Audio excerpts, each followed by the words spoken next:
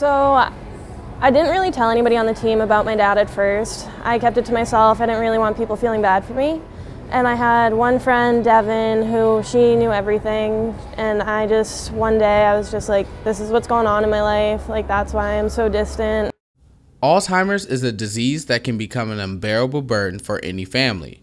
For sophomore Cassandra Hanlon, her family has endured their share of hardships. Prior to Cassandra's arrival at Sacred Heart University, she has always shared a strong bond with her father. My dad's my best friend. We've been best friends and inseparable since I can remember. We've done everything together and we still do everything together.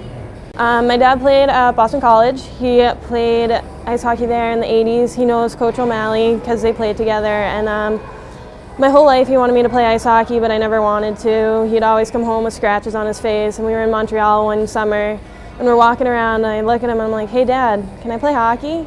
After Mr. Hanlon's recent diagnosis of dementia, his bond with his daughter remains stronger than ever. My mom called my sister and I and she was like, you guys need to come home. We're having a family meeting at 5.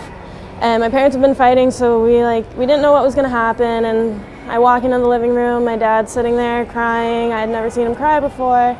And he just sat there, he didn't say anything. And my mom sat us down and said, your dad has dementia. Now a starting defender for Sacred Heart women's ice hockey team, Cassandra has also found the support of a second family with her teammates.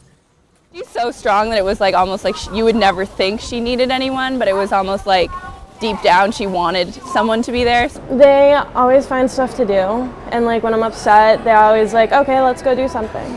And they make sure, and they always ask. That's the best part. If I'm down, they ask if everything's all right with my dad, and they always ask about him, and it's awesome. They're just always there making sure I'm all right. Being over 180 miles from her father, this native from Rowley, Massachusetts, embraces the support from her teammates to cope with her father's disability.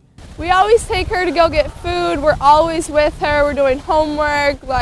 Every single night we have a core group and we hang out and just keep her busy, keep her mind off everything.